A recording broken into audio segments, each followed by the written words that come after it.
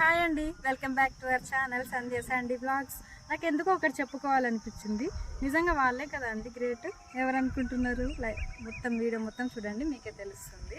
ఇప్పుడు జాబ్ చేసే వాళ్ళకి 1 మంత్ 2 మంత్స్ శాలరీ కొన్ని రీజన్స్ వల్ల డిలే అవుతేనే ఈఎంఐలు ఎలా కట్టాలి, ఖర్చులు ఎలా తీయాలని ఓ టెన్షన్ పెట్టుకొని ఏంట్రా ఈ లైఫ్ అనుకుంటారు.